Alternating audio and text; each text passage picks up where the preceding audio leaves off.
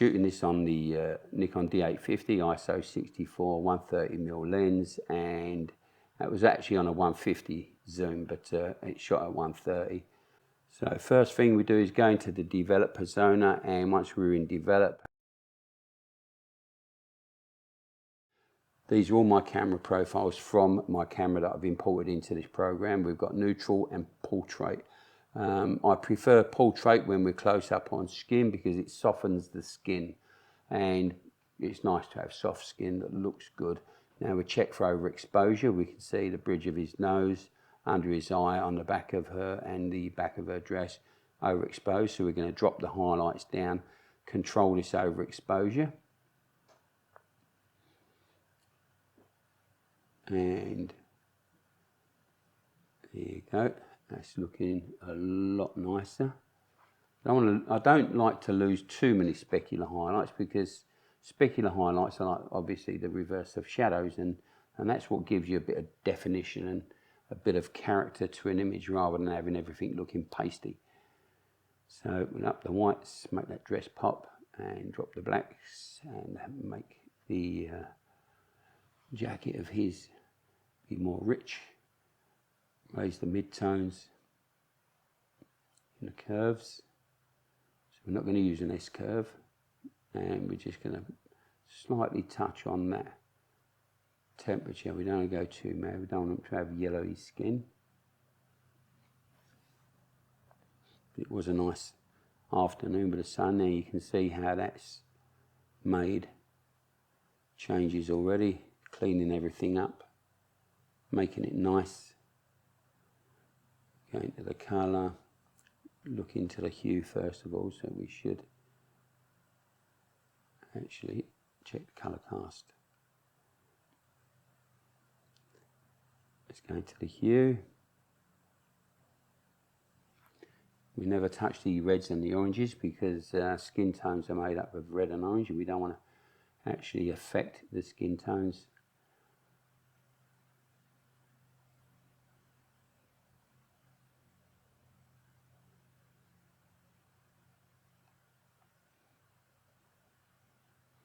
We go into the saturation, and within the saturation again, stay away from the reds and the oranges.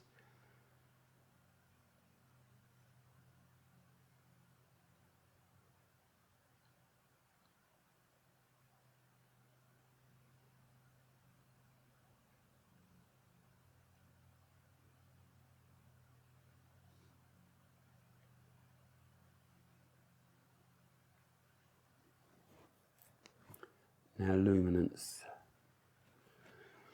The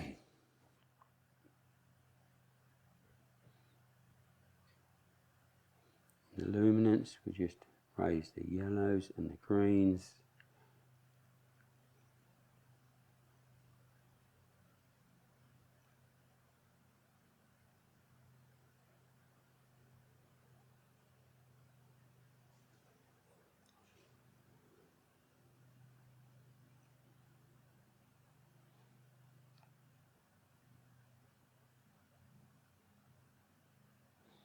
Now,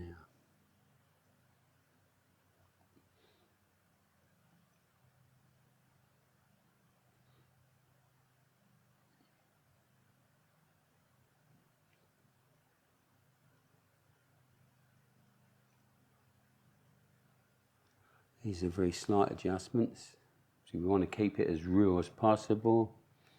And her skin's looking absolutely lovely because she's in the shade and he's got a bit of sun straight on him, so we're going to remove some of that shine, but you can see that's leaving a bit of a ghost in front of his forehead and above his hair by using this. This is a new AI, but usually I'd do this by hand in Affinity Photo,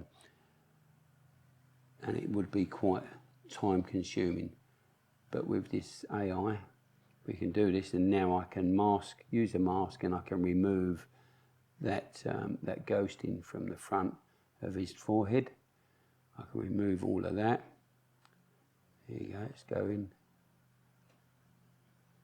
Yeah.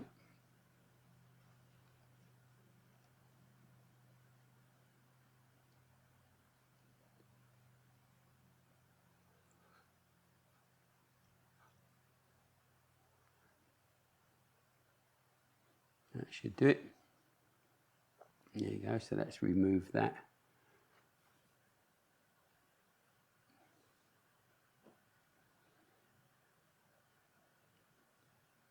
We check the before and the after. Before and the after.